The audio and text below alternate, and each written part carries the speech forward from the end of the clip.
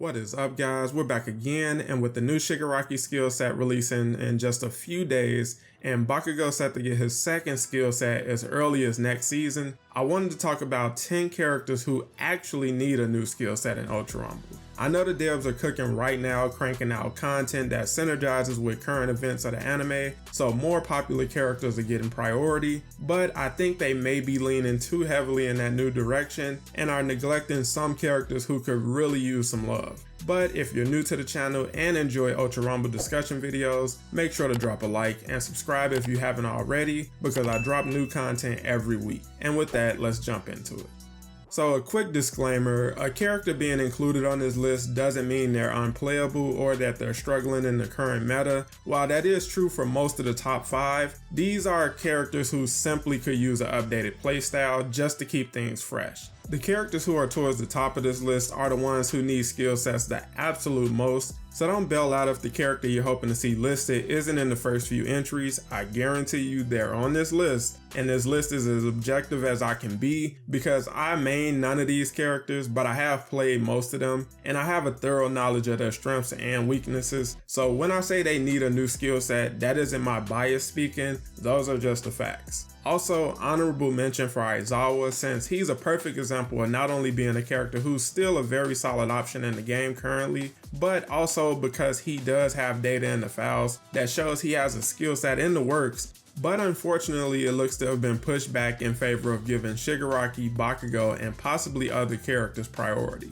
Hopefully we can see a skill set added next season as a double skill set release like we've gotten in the past, but for now he's just one of the many who are waiting for an update. But officially kicking off the list at number 10 is Mr. Compress. Another great example of a character who is far from the worst pick in the game, but with the game going into its 3rd year, it wouldn't hurt to see him get a new playstyle. He's gotten a fair amount of buffs over the first 2 years, with his special action becoming an insta-res for teammates and getting a second gamma to help him better escape pursuit. And even with his alpha still being one of the best attacks in the game, it's still his only true attack, especially when going against high skill players who know which attacks he can and can't reflect with his beta, even after his recent buff. He's still a solid pick, but after 2 years, he could really use a new skill set. Coming in at number 9 is Froppy, another character who could simply use the upgrade just for the sake of variety, but also because she has the potential to be a good character in any role. Right now, she's a solid option for a rapid support hybrid who can get in and out of fights with ease,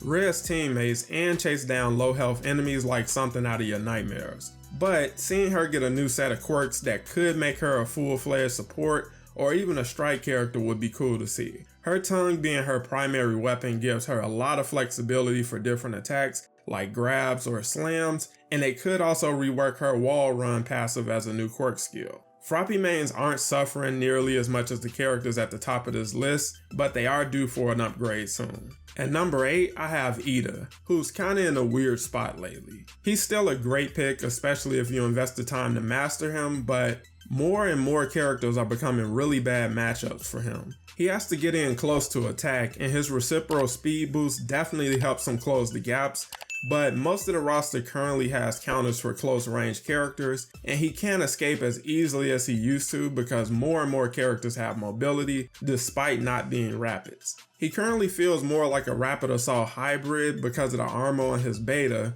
and the amount of damage he can deal from his combos, but if you look at his attacks in My Heroes 1's Justice, you'll see everything they pull for his original skill set, but there's a lot of potential for a new skill set still in there, so updating him won't be as difficult as some of the characters higher on the list. At number 7 is Cementoss, aka the Cement Boss. The last character on this list who you can argue is in a relatively good spot among the roster, but you still have to acknowledge the fact that he's becoming more and more outmatched with each new addition to the game. Back in the early seasons, not only was he one of the most unique characters to play, he had one of the biggest advantages because he can consistently attack from up high while building defenses for himself or his teammates. Most of the roster couldn't scale his max level 3 stack of alphas with one jump back then, and his only real hard matchups were All Might and Giant Mountain Lady. But now, so many characters can reach his max height with 1 or 2 jumps, or fly up and hover to punish him taking away one of his biggest perks. He's one of 4 characters made specifically for this game, so any new quirks he gets will likely be completely new animations and attacks, and he has a lot of potential to be better if the devs put a little effort into him.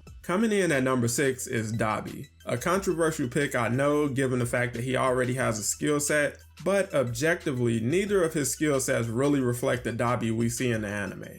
Tech Dabi is a fun character who's better suited for a background support role, who thrives indoors with well-placed traps, but gets heavily punished out in the open, and if he's fighting more than one person, then it's a wrap. Strike Dabi doesn't do much better since his own gamma is killing him, and his attacks are basically useless without it being active, on top of the fact that his strongest attack leaves him completely open to get punished for using it, and his big explosion can be easily interrupted. Seeing him unleash insane fire-based attacks in anime, and looking at his new attacks in My Hero One's Justice, the current skill sets leave a lot to be desired. He's higher on the list because despite having 2 skill sets in the game, he really needs something new, especially taking into account that he's supposed to be one of the League of Villains powerhouse members. He's literally one of their biggest weapons, but in Ultra Rumble, he's far from that. Now we're in the top 5, and I know most of us should be able to agree with the list from here on, starting with Twice. After his recent nerfs, he's a shell of his former self, but even when he was in his prime, players were hoping to see him get a new skill set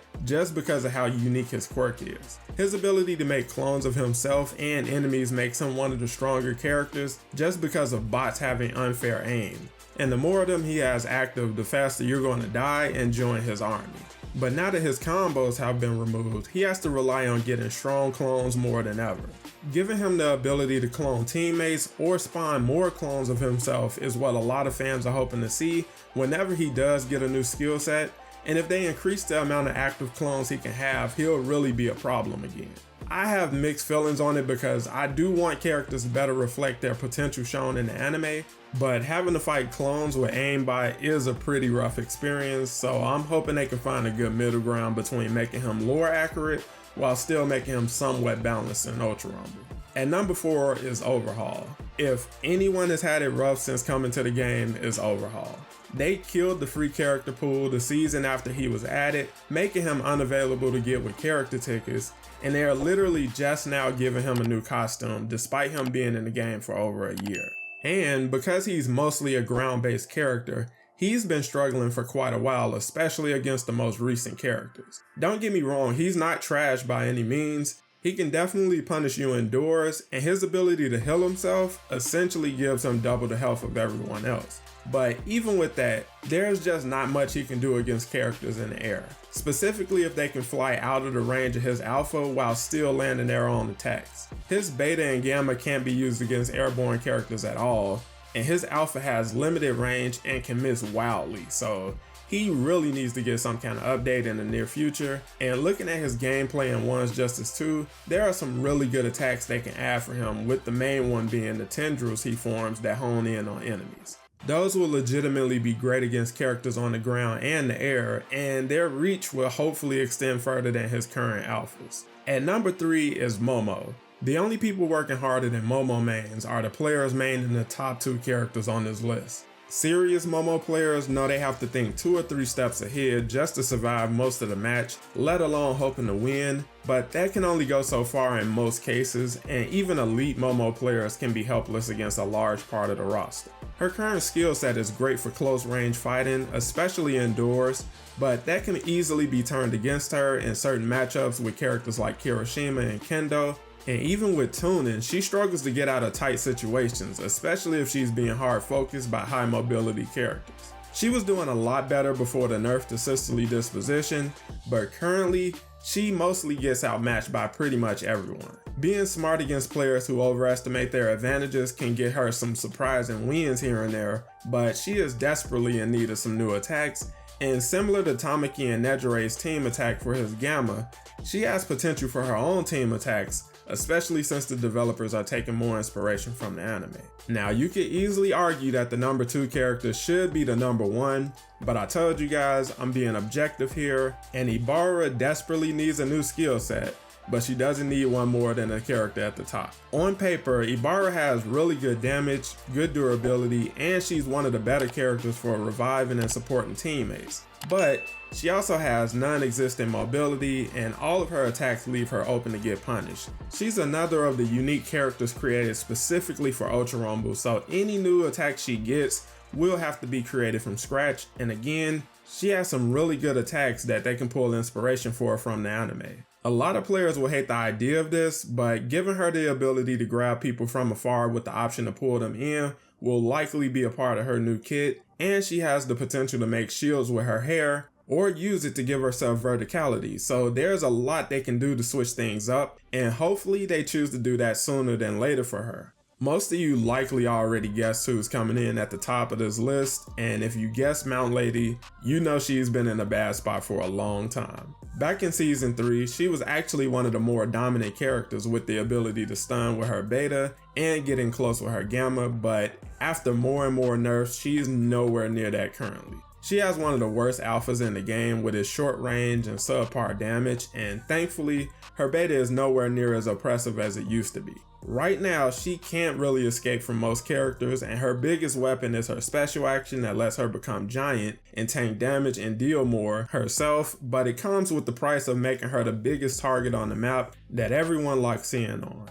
Mount Lady mains will literally take any buff they can get at this point, but what they really want is a new skill set that hopefully can put her closer to the top once again. And with her being another character made specifically for this game, they will have to put in a little more effort to create new attacks for her. I personally think a Mount Lady skill set could sell pretty well, especially if it's paired with a new costume players really like, but regardless, as of right now, no one needs a new skill set more than Mount Lady. With the new Shigaraki skill set dropping this Wednesday and Bakugo right behind them in the pipeline, it looks to be a toss-up for who could get a new skill set next, but after their most recent additions and the ones we know are likely coming next, I believe they're going by a pattern that we've seen before that I'll talk about in the upcoming video, but for now, I want to know what you guys think of this list, and is there a character you think I left out? Let me know down below, and make sure to drop a like if you enjoyed the video, and subscribe to catch new videos every week. Thanks for watching, and I'll catch you in the next one.